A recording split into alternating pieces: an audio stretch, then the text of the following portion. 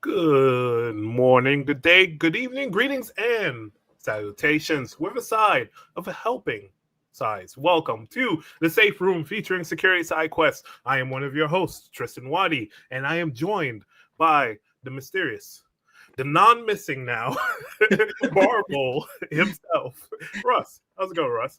How you doing today? It's a good Monday. Yes, it's good Monday. Happy Monday, right? And thank you all for joining in and tuning in as we say hello to our famous producer, Jeff. Thank you. That's two F's in Jeff, right? So as we continue on today, for you first time joiners, what we like to say is let us reintroduce ourselves to you. So Tristan Watty coming to you from AWS, particularly the professional services division, where we help to accelerate customers' journey to the cloud in a secure manner, fashion, form, way, and a couple other synonyms that go with that. And Russ, where are you coming from? I come from the customer incident response team. So if you have a security incident, your team comes to me and we'll help you contain and mitigate that incident. So yes. And thank you, Russ, for everything that you do, as well as to all those people who join us every week. And as we say hello to Ari, who joins us every week, we also say, hey, Jignesh, do we have a page for the series of episodes? Yes, you can check the YouTube channel for AWS events where our past shows are, or you can check the videos on the Twitch channel. Thank you for asking that. And if you asked us a question, now we ask everyone a question. Where's everybody dialing in from, tuning in, listening, or viewing from today? Feel free to put it in the chat, as well as kind of answering our second question. This one is kind of one I would want to bring up now that we have the marvelous Russ today, right? So, Russ, we have this long or question. So, would you rather speak every language fluently, but only in writing, or speak your native language, but be impossibly persuasive in it? So I think there's a lot of pros for each, but I would say speak only in my native language, but be impossibly persuasive in it. I think there's a lot of utility in being able to speak every language, but only in writing would be tough. Yeah, I think I use verbal communication probably more than written, which is probably backwards for 2025. But yeah, I think being impossibly persuasive is also just like a super useful skill to have. Yes. So I would pick one. Yeah, unless you had a fleet of carrier pigeons, right? Just hear me out. Then you'd have to be like, yeah, you'd have to like teach yourself to write both hands, so you could just be constantly like, yeah. Funny enough, there was an anime where the main person, they could only communicate via like a thought bubble, so they would have to write it, and people would have to read it like an old school video game. So it's interesting, right? But since you're here, I have a second question for the chat as we getting warmed up today, right? Would you rather experience jump scares consistently, constantly, but you know they're coming, or rare jump scares that generally surprise you? So would you rather be surprised or know it's coming and be surprised anyway? Yeah, I think that's why I would probably choose the rare jump scares. Especially because I think the constant just someone popping out and jumping in your face all the time would get real old real quick. Yeah. So, especially if you knew it was coming, because then it would just be more annoying than scary, and you're like, leave me alone, I'm at work. That's the thing. You wouldn't be able to control it because it'd be the most random things of like, oh, you're about to go brush your teeth, and that's when every morning they would pop out and say booga booga booga, something along those lines, right? So when we're thinking of jump scares, I think today's topic kind of fits into that same realm if we're carrying on with our kind of scary theme for the month of October. So before we jump into that, Russ, did you have the time to look at where we came from last week and kind of play that out in your head? I did. So last week was the Every Safe Room Needs a Typewriter, going over CloudWatch security monitoring.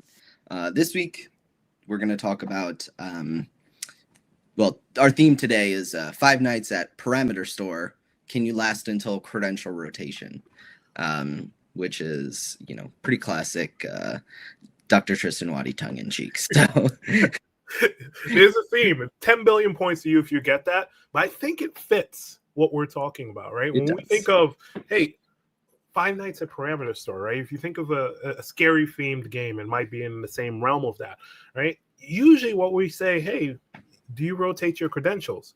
But can we start to think back of why that's important?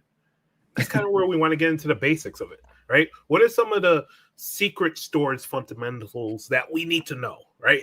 What are some of the things that you think of when it comes to AWS, when it comes to the services that stores said credentials, right? Because credentials are the foundations of secrets management. And surprisingly enough, we have a service called Secrets Manager, right? And as Aries starts to continuously date themselves, yes. Thank you, Aries, for all those comments. We think of something that also dates, which are credentials, right? How often do you rotate them? How often do you think about them, right? And that's what we want to get into. What do you know about Parameter Store versus Secrets Manager? That's some of the key components that you want to think about, especially when it comes to your AWS environment, because you want to think about, hey, do I have IAM policies that are set up in a least privilege manner for secret access? Do we implement encryption using something like KMS? But I think the place to start is Parameter Store. Think configuration data, non-sensitive parameters, Secrets Manager, passwords, API keys, database creds, everything along those lines, right? Get that out of the way for a second. And as you continue to figure out that piece, then you think about, hey, what is the resource optimization? If we were to go with that specific game that we were thinking about, power management is a big thing in that game, right? To avoid the jump scare component, right? It's like, hey, I ran out of power. I can't proceed forward.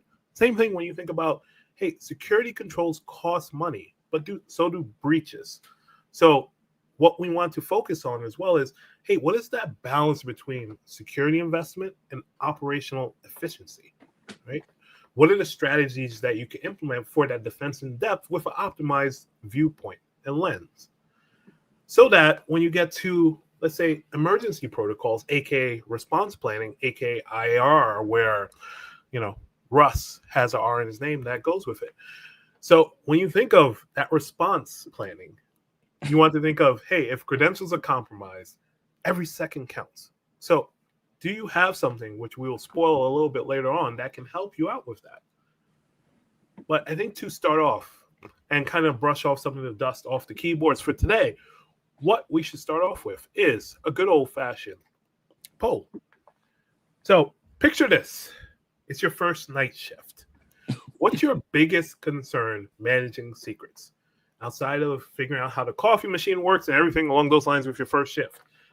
Is it power management, aka cost, door controls, access management, camera failures, monitoring, system maintenance, rotation, shadow figures?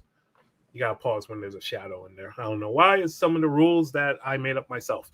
So think of shadow IT when it comes to that. So feel free to put 1, 2, 3, or 4 in the chat.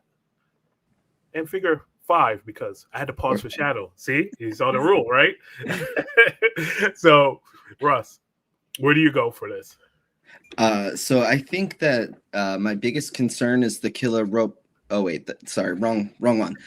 So I'm gonna go with door controls, access management. That's where I look first, but I think that all of these have their role to play. As soon as doors, you lose door controls, you start to really panic. But like you said, there's definitely a lot of power management concerns, monitoring considerations. So I think they're all important. But for my first night on the night shift, I'm going to focus on door controls. Yeah, that's a good response. And we have Magnus going with 4. So system maintenance, the rotation, yes, that plays a big part because if you look at the timestamp and it says over 360 somewhat days ago, yeah, then that could be something that you're worried about, right? But I think continuing on that thought, I think part of it is cost, right? You can always go back to cost. Yes, it's a factor. But I really think the monitoring aspect goes with me, the camera failures, right? I could deal with the door controls and the doors being open, but if I can't see what's coming, aka I can't see, hey, this credential has been compromised or used a certain way or things of that nature, that's when kind of my jump scares start to happen. And I think if you really zoom in on that, right, and think about it, it's a common aspect of, hey, what is my first step? And usually it goes towards one of those areas. And I would make the argument that the first step kind of comes from, okay, what service are we going to use to do this? Right. And I think that's where the fundamentals conversation comes into play. So you're not really thinking about the cost to start off with. You're kind of taking the step back and starting to think through your process of parameter store versus secrets manager, right? Choosing the correct secret stores is critical for building that effective cost and secrets management strategy overall, right? So we went over some of the key differences. When you think of parameter store, you think of the configuration data, right? The non-sensitive parameters. And then secrets manager, hey, more sensitive items, the passwords, the API keys, so on and so forth. So these are the things that you want to start to think of when you're building out your strategy. And then you also want to think out, what am I going to use them for? Because not all secrets are created equally. There's different credential types. There's different tailored security approaches that you can take. But the main part, when you're building out your target state security strategy, is to figure out, hey, what strategy will work for us that meets our guidance, our compliance standards, our organizational security posture, and go from there. The other piece of that is figuring out if we take that specific niche, let's say database credentials, right? They require string handling and rotation coordination. You just don't want to rotate without the proper plans in place, because if the database drops out, then that can be an issue. So with API keys, you need to plan for rate limiting and scope management. OAuth is expiration, and the path kind of goes on and on, but you could kind of see that there's problems that can kind of pop up. So, Russ, in your experience, how often is key rotation or API or just, let's say, some room to grow within the secret space in a customer environment have you seen be a cause, or I would say a hall pass to your to your location, or fast pass, maybe I should say? Yeah, it's one of the biggest things that we deal with is improperly handled or improperly managed credentials. So it's a big one, for sure. It's something I see very regularly and is constantly part of my recommendations is, update your credential rotation policy, do the basics, look at IAM best practices and implement those. Yeah. And encryption with that, right, to back that up, because Sure. strong encryption helps with just your overall defensive perimeter, right? Mm-hmm. So what you want to start to get into is when you think of secrets management, there's KMS just looming over your shoulder, right?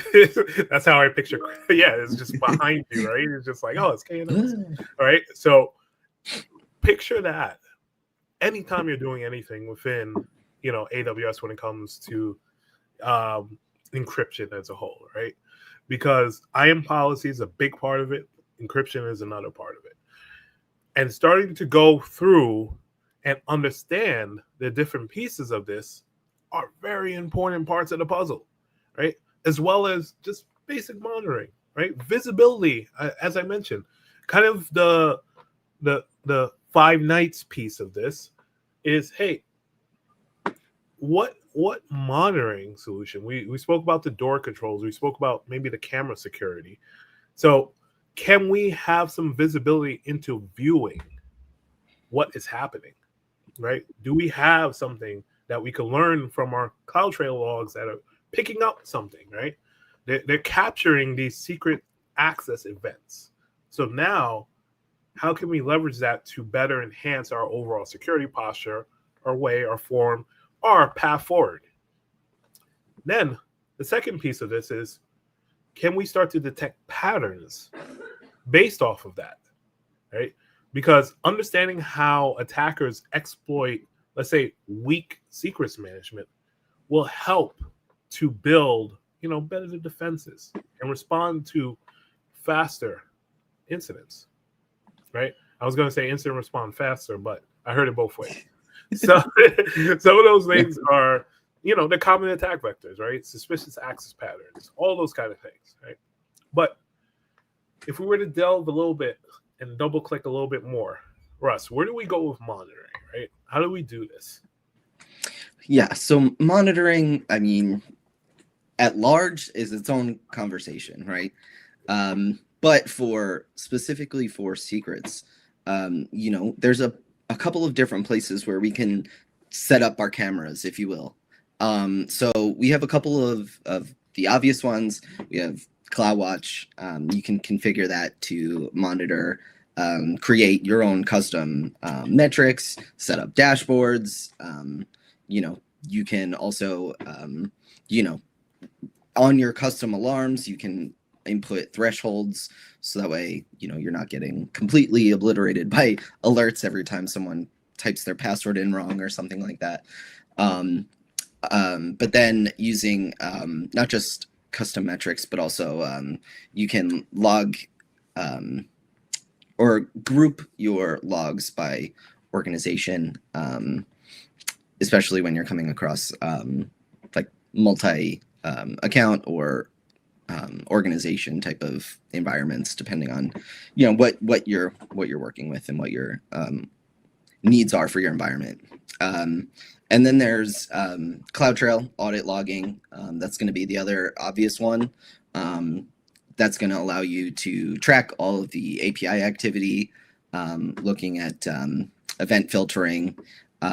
Basically, at least with the management level, you'll have all of those by default. But the actual, object level events, non-management events, you will need to set up the trails for that to be able to come back and audit that logging. But it does also support log file validation, multi-region logging, and also capabilities for organizations. So, if you need to set up an organizational trail, that's something that you're able to do with CloudTrail. And then another place where we could set up a camera is our EventBridge. Looking for patterns, so we can set up our rules, configure those to specifically look for those types of secrets or things that maybe shouldn't be popping up in plain text, or sort of coming with pattern matching. So more complex rules, I guess, really is kind of all that is allowing for that complex or that next step in complexity with patterns. So not just a single event, maybe multi-event, or like sort of trying to catch more of the chain, I guess, in that whole process of authentication. And also you can configure in EventBridge response rules or automation. So that would be a good starting place for incident response automation and having that quicker approach to responding rather than waiting for a manual investigation or waiting for security eyes on whatever's going on. And then another place that maybe people don't think of quite as much is config. We definitely want to use those rules for compliance, and being able to create those rules manually, custom rules. You can implement remediation actions. This is where you'll see all of your compliance reporting, which is important, making sure that you are actually monitoring, things that you need to be developing those custom rules. Gives you a lot of flexibility for, you know, what secrets are important or prioritized for you and your setup. So that way, you know, if something is more important to you in your industry, you know, we have a lot of regulated type of industries between finance and health and national defense and, you know, everywhere. So when you have to deal with those additional compliance lifts, definitely helps to have those custom rules developed. And a config also does support. That's the word I was looking for. It supports the multi-account management, which is useful. And then, you know, ways of detecting unauthorized access. You know, maybe something that's not really caught by cameras regularly, or maybe looking specifically more like drone cameras, I guess. So we have like things like access pattern analysis. So there is IAM analyzer and different tools that allow you to look into authentication and you know, your secrets and see, you know, who's using what access key, or you know, who's using what temporary key, you know, making those different you know, role assumptions and stuff like that. And then there's also you know, anomaly detection, alert correlation, investigation workflows. There's a lot of different services that you can do those with. I mean, you can set them up more manually with like Lambda or step functions. You can do that more in Security Hub a little bit more. A lot of different ways to do that. So I just say that that's something that you should be looking into. But how you do it kind of depends on your environment and what your, you know, target state security strategy is looking like. And so that's really going to be most of your places where you're going to want to, at least for your basic camera setup, have those focal points, I guess you can call them. Yeah. I would say clean up your guard duty alerts as well.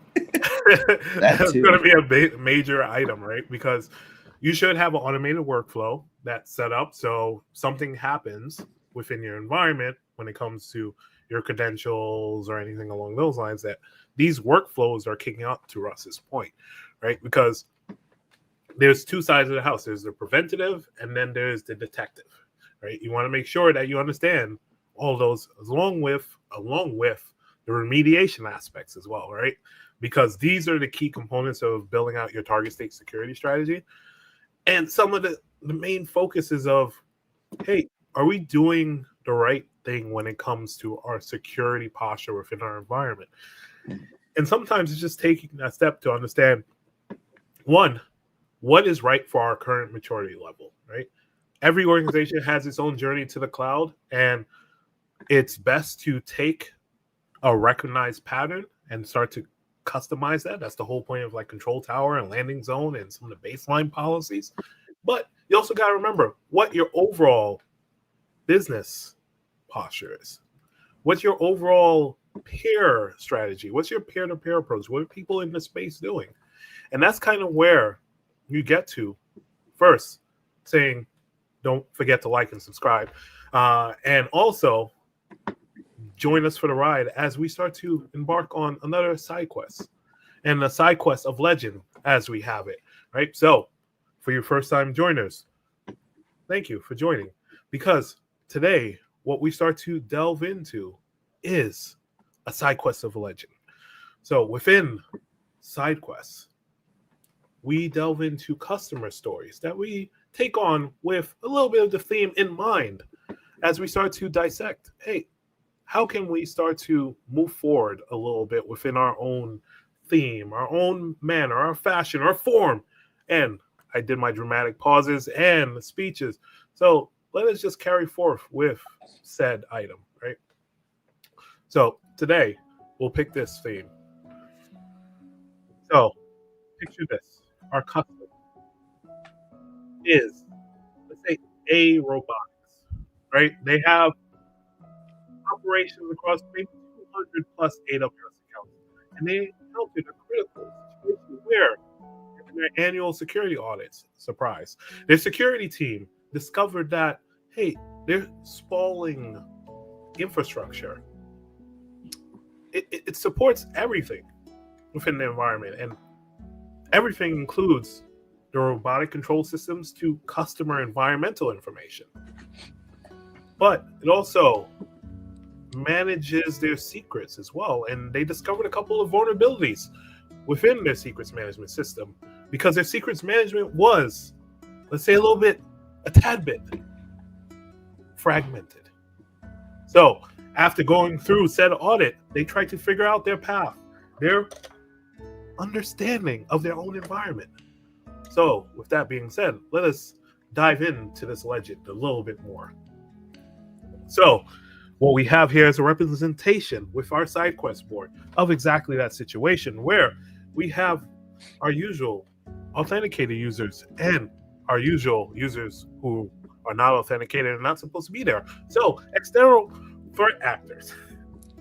So as we start to delve into this, what we first have to identify is what me, a couple of words, as a security person trying to manage this environment, what am I concerned about? What are the potential impacts that, I think about at night? Russ, I throw this question to you.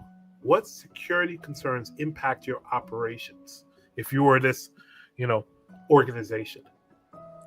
Yeah, so I would definitely be concerned about, credentials, especially, maybe long-lived credentials that, should not exist, but do. Usually it's something like, you have an access key, it hasn't been rotated in a while, and it's because that's the one that's used in maybe a .env file or a config file, and you have hard-coded access keys that lets you assume that user and get them authenticated to your vulnerable network. Yes. And you started to navigate those well, because what we're trying to understand is those challenges, and Russ nailed it. What we're figuring out is, hey, we have this fragmented secrets department. We have the need to increase and mature our monitoring with those secrets. So, spoilers, we're going with Secrets Manager because some of those pieces are sensitive. We mentioned customer data, right? And that customer data could be, the global credentials. It can be anything about that customer. Think of the different forms, the tiers of PII and PCI, PHI, all those types of data. Those could be relevant to a robotics company, right? So with this, now how do we manage the secrets, Russ? Yeah, so I think depending on the secret, access keys, I'd like to just get rid of those altogether. And then a little bit of continuous monitoring and regularly rotating those credentials or secrets or whatever, at least somewhat regularly. And then, actively monitoring for any changes in maybe patterns or any changes in use of those secrets. Try to keep continuously monitoring those, but also have those secrets relatively regularly changed, depending on what type of secret they are. So yes, exactly that.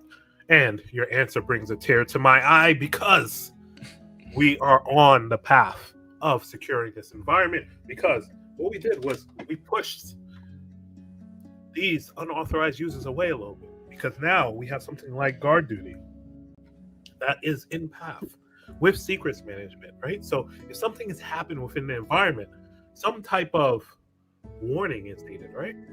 So these are different mechanisms that we could put into place. I say parallel, but they all stem from, hey, what exactly we spoke about, CloudTrail logs, right? They're capturing all these different pieces of the puzzle, which eventually goes into guard duty, and we have CloudWatch, right? Say no more, right?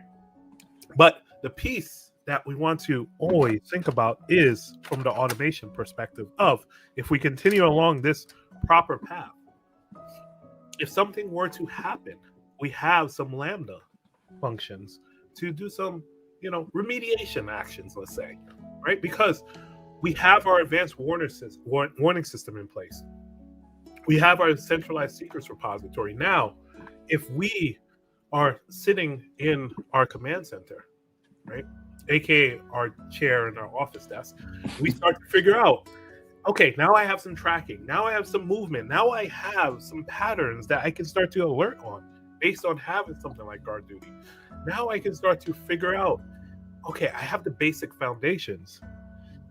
Now, how do I mature this? How do I get this into a CI/CD pipeline, right? Or maybe, let's say, rotating secrets that are IAC based, right? How do we collect evidence at a global level? And that's where I would say we take the pause game button, right? We hit the good old Zach Morris timeout, right? And we stop and think about this for a second. So if we were to pause and take this step back, we start to think about our path so far, right? We came from a fragmented secrets environment to a centrally managed secrets environment where we have secrets manager involved in our conversations.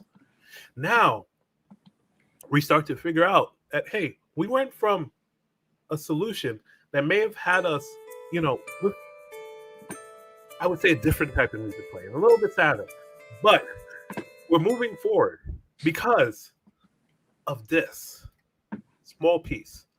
And by small piece, I mean a huge, big, emphasis, right? Because we didn't change the picture. We're just changing the focus. So part of this is, as we change the focus, we want to make sure that we're focusing on the right aspects. And what are that right aspects? Okay, we have the centralized secrets. We have the monitoring. How do we optimize this? Because usually what we see is the secret sprawl, where all of a sudden there's 10,000 secrets for one database. Wait, why do we need that many, right? So, and I don't know if you see this, or it's just like, okay, we don't know which one to rotate because this is dev, we know for sure, but is it a dev or is it a prod dev? Or, these are the conversations start to come about. And usually organizations don't notice this until after they try to migrate or replicate or do anything along those lines, right? So optimization starts to come into mind. Another time they kind of think about it is during pricing conversations, right? They start to think about API call pricing and storage cost pricing and KMS key usage. So that's when they take the step back and they start to think about all the different ways that they can perform at an optimized manner, fashion, and form. So as we continue this route, we want to continue thinking about, hey, what is the next step for this, right? What do we have to do? That is the key strategy. So let's think about that. How do we efficiently do secrets retrieval, right, within our environments? I think the key way to do this is to think about, hey, how do we reduce the unnecessary API calls within our environment? Russ, when it comes to API calls, right, what do you see customers from your side usually fall into? What pool, right, of trying to remediate these actions? You mean as far as yeah, just try to reduce the amount of API calls. What is usually go-tos that you start to see? For API calls, usually API calls are not a consideration when there's a response.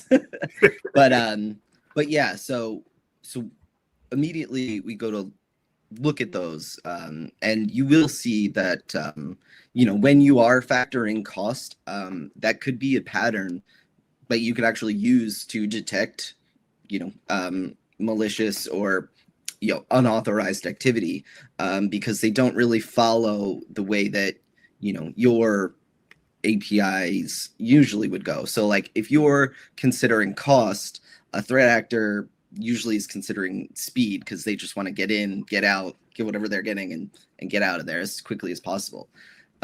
So that can actually be used as a detection method. But I don't think I've seen specific like API optimizations a lot. Just in Yeah. Yeah. Yeah, and it's funny because I think it's the lens, because you start to think about, okay, do we see an increase in this amount or fashion of call, right? Yep. And then you start to spread that out across like a fleet or something along those lines. You think of the large scale deployments that, Exactly. may use a large number of resources, right? And it isn't until somebody digs in to say, hey, is this normal? What is going on? Yeah, what is going on, right? And then sometimes what also happens is they start to hit, limits, right? And those limits hit constraints, and then, hey, can we design this application a little bit a different way, right? Mm-hmm. So I think the conversation starts to come into play where we think about how we're managing the secrets within the environment, how the applications are built within the environment, and are they optimized to use that entire workflow strategy? Because sometimes what happens is there's a lift and shift that happens, and they say, hey, we'll just use Secrets Manager, IE, right? So we use Secrets Manager, and they're like, oh, we don't have time to redo the application. Let's just do the bare minimum. And when they do the bare minimum for these pieces, what tends to happen is it's not optimized. And with that optimization, sometimes they may have excessive calls that is not based on a common pattern within Secrets Manager, right? So you start to run into, okay, now we have to go back and start to figure out ways that we can clean up and reduce the complexity.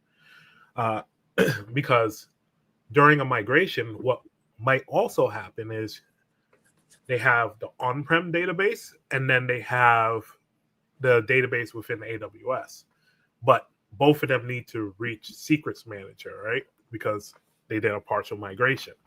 And with that thought in mind, you have to enable Secrets Manager can handle some of those secret communication calls to the on-prem, but there's a lot that goes into it in terms of certificate management and things along those lines to set up something that can communicate from on-prem to Secrets Manager within AWS. So all that to say that, hey, I think part of it is how do we optimize our current organizational patterns, right? So if we're going to leverage Secrets Manager holistically within our org, we want to make sure that, hey, where are they accessing from, right? And what I mean by that is if you have your database on-prem, does it need to be on-prem, right? It's just a simple question, because before you go down the route of trying to make it work, say, hey, if we spend an extra month of planning before we, migrate half, then can we optimize our overall pattern in such a way that it just frees us up from some of the potential, I would say, paths forward that we defined originally? And those are the conversations, along with, cross-regional access and then compliance. And if you're following different compliance standards, GDPR and so on and so forth, you have to have those considerations as well. But I think that leads us kind of into our next poll, where we start to think of, hey, if we have something like a security breach, how do you handle it? Feel free to put 1, 2, 3, 4, or 5 in the chat. Be curious to see what everybody says. But Russ, throw the ball to your court first. So I would go with a hybrid defense. I would like to see, some things being handled through automation before a human needs to get eyes on, whatever event it is. But you also need to come in, with that manual investigation later to make sure, did everything go right? Was there anything that was bypassed? Is it still ongoing? Did the, automated remediation work? All of those things. So I think a hybrid defense of kind of both really works out. Ideally, I'd kind of like to see like automation take on most things that are relatively simple for response, and then actually save your analysts and engineers for the unique or novel. Yeah, and it's funny because part of me was going hybrid, but I'm just like, no, fully automated. Let's just automate that away, right? We have automated playbooks that respond to an event. Will you be able to do it? I think it serves as a North Star, right? That you're heading towards. It's like, hey, if we aim towards fully automated, then you start to look at all your processes and procedures, especially if we're thinking about secrets rotation, right? Yep. I've seen some processes where, hey, how long does it take to, recover from, a secret being rotated? They're like, well, we have to do this manual part that takes 8 hours, start to finish, and so on and so forth. I'm like, well, is there a way we can better, automate that a little bit, right? And start to have those conversations. So I mentioned that because when you think of the differences between kind of that manual approach and the hybrid, it's usually, it goes to that conversation of, well, this is our current process, right? Mm-hmm. We'll think about it in the future.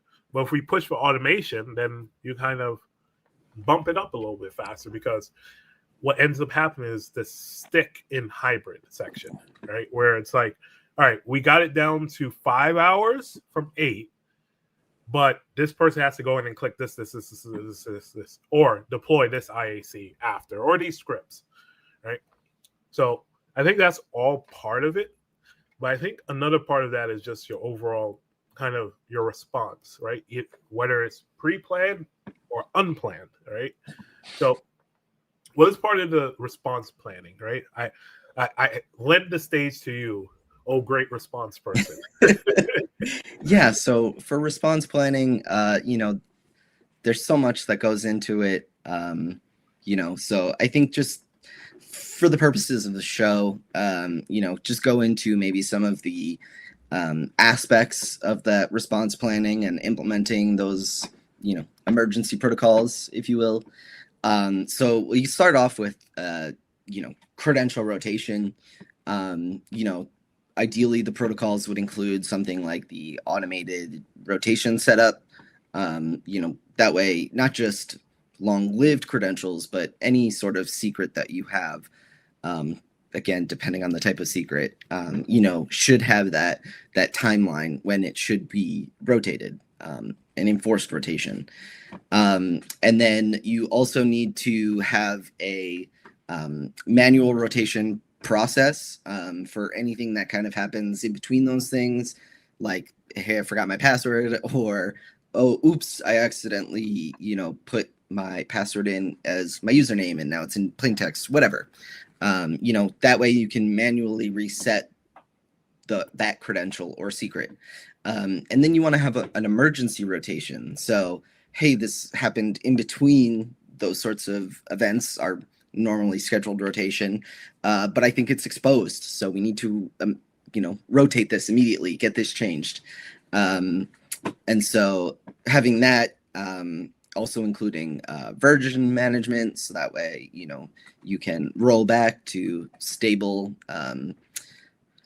iterations or versions. And then also having that synchronize with your applications, so that way those get auto-enforced to whatever application, that you are protecting.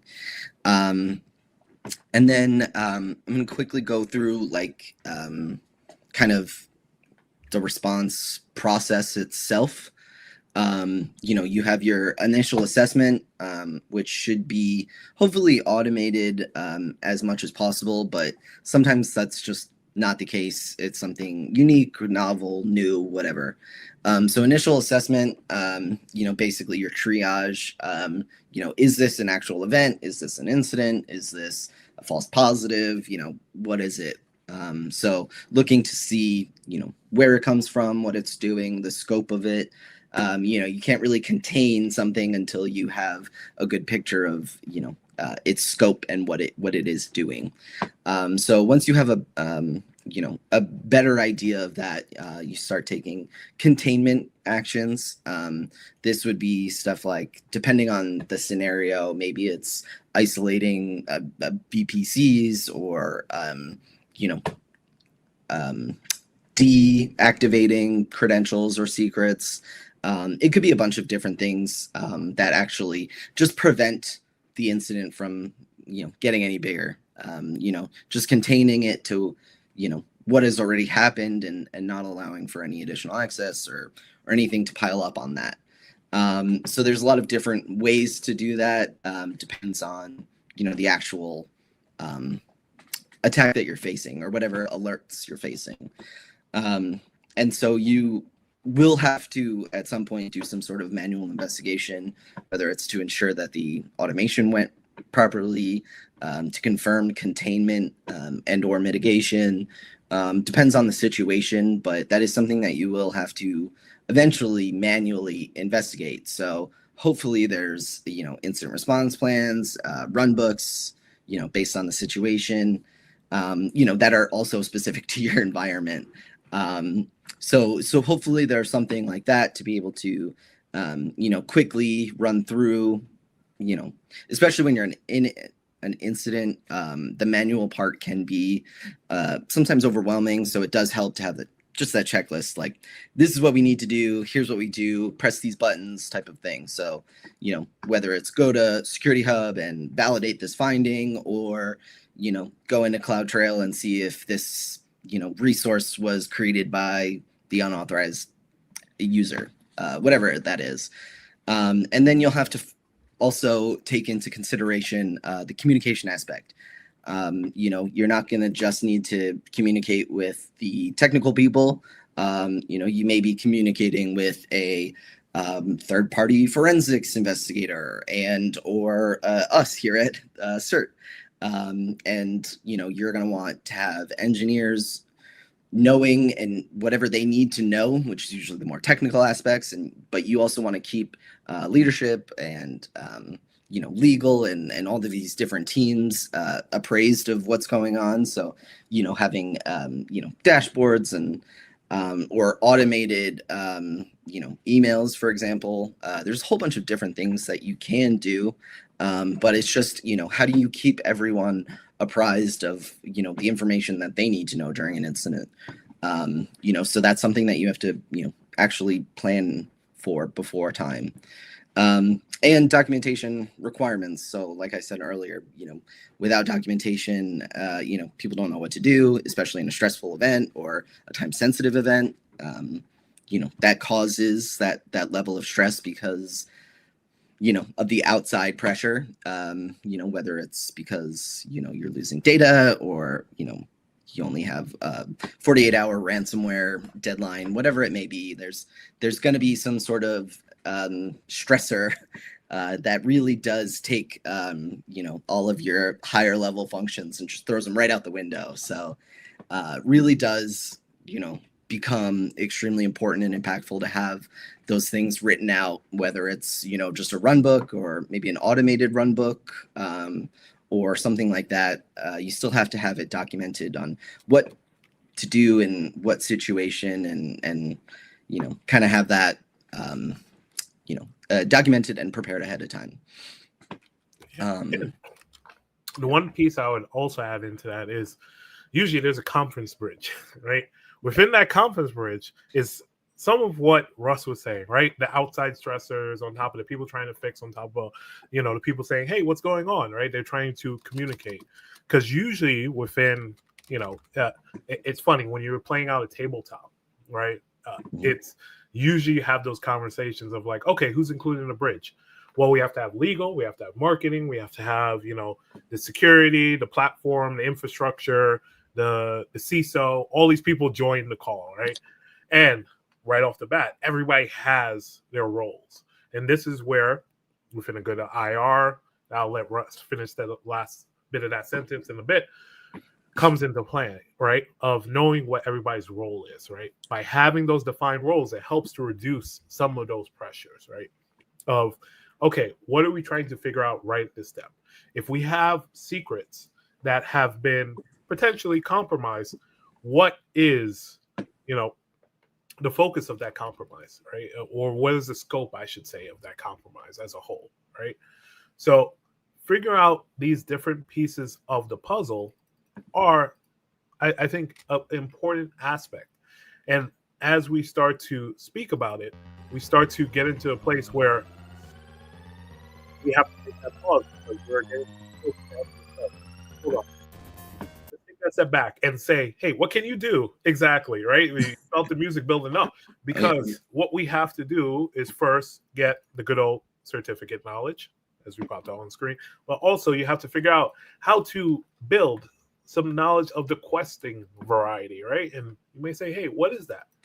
Well, stick around, because a knowledge quest is exactly those pieces of information that you do a little bit of deep dives into to figure out, hey, what our next steps are. Hey, how do we figure this out? How do we proceed forward to a point where we continuously, what do we say? Kind of build aura, right? Around something like secrets management, right? So if we were to build aura within secrets management, we want to figure out how do we first start off. And it may not be the most, I was going to say auraful, but you start out with going with our theme, you're that junior night guard. You might not know all the places to go or what to do, but you want to figure out, hey, I have a couple pieces of the puzzle that we kind of want to go to. So the only way to do this is to first kind of dive into what piece of the documentation out there. And that's where we kind of start off with, hey, what's systems manager? Wait, weren't we talking about secrets manager? Well, we were also talking about parameter store, right? Which, is the spoilers of figuring out how parameter store fits into, systems manager. These are all pieces that you're trying to figure out as a junior night guard, right? What you're also trying to figure out is what secrets manager. What are the differences? We mentioned, hey, this one is for secrets and APIs and things along those lines, and this one is more like, hey, the non-sensitive pieces of data, where we start to lean more towards the parameter component. But I know what you're saying. You're taking this step back and trying to figure out, okay, but identity and also rotation, because, hey, how long can we last before credential rotation? We'll save the answer towards the end, but as we start to speed run through this last bit, hey, you start to figure out, hey, we have some questions, right? Hey, AWS, I have one question regarding access to kid. We're running AWS tasking local. While running AWS tasking local tokens, sometimes I face token not valid for my credentials because the network office or secrets manager issue because the kid and the app setup. So what I would suggest to start off with is starting out with the logging. CloudTrail, right? CloudTrail would be a good starting point to see what exactly is happening, whether it's a deny or something along those lines, right? These are the pieces of the puzzle that you want to work backwards from. And as we mentioned, kind of starting to figure out, hey, if there's something going on with my secrets, is there a way that we can monitor and tell? Did a rotation to secrets just happen? That's another piece of the puzzle, right? Because sometimes what happens is you have somebody that wants to do the right thing and go about it of like, hey, what are we trying to do when it comes to, hey, rotating secrets? And you might have somebody that said, oh, I rotated the secrets. And if there's one thing you take away from the episode is before you rotate around the episode, you saw what I did there, but before you rotate your secrets, you want to make sure that you figure out what's going on, right? Of, hey, do we know what steps were taken, right? Before they're taken. And what I mean by that is, did we have change management in place before something like rotate secret, right? You saw the slow build up there, right? But we can't stay at a junior night guard forever. So we hear the music start to play again. We got to speed up, right? Because we want to get to the next level of that senior security officer, right? The senior security officer, hey, what are we looking at then? Well, we're looking at managing parameter tiers, and also, hey, how can we manage and monitor secrets with Amazon CloudWatch? So these are also parts of the puzzle when it comes to, hey, can we start to figure out, hey, what is going on? AWS Secrets Manager, what's happening? Well, how can we pair that with something like CloudWatch, right? I think that's a big part of the puzzle. Visibility, the monitoring. As we go back to our theme, we were saying, hey, how do we get to the part where, okay, the door access is open, but do we have the monitors to see what is happening, right? This is what a senior security officer can do, right? Is they know how to conserve power in a certain way that they're saying, hey, okay, I just need some monitoring. I need some visibility. I just need to get to a point where I have that understanding. And then eventually you continue to level up till you're the head of security. And that's when you kind of set up the automation pieces, the automation components. This is where you start to go down the route of, hey, we can handle this, right? Because we took that step and we have that understanding of our environment to a point where automation plays a key component. And this is how you zoom in a tad bit and you become, something else, someone else. And what is that something else? Well, it's a person with a plan of action, a plan that you have to take a step back at because it is a great plan. And Russ, what type of plan is that? That would be an incident response plan. Please have one. Yes. I think that's a key part of the puzzle, right? Because as we start to figure out, hey, the timer is going, right? You start to figure out when you have an IR plan, you can start to hear the music a little bit better, right? You can start to take that experience that you've built up, because every experience point helps you to level up not only yourself, but your environment and kind of your responses. I think that's a key part of the puzzle, right? So with an IR plan, you have that puzzle piece, but also understanding parameter store versus secrets manager and how to leverage them within your environment. I called out a couple of times because one, there's also, we always talk about the certificate knowledge, right? So figure out if you're going for one of those tests, that's a big part. But also figure out that we're here every Monday. So like and subscribe, follow, figure out what are the side quests you could do and let us know. Tell us about it. And thank you for all those joining today, because it is a Monday and we shall proceed forward until next Monday. It's right? a Monday, all right. Yeah, it's a good Monday. And till next time, we say cheers to everyone. Have a great rest of your day and take care. See you later.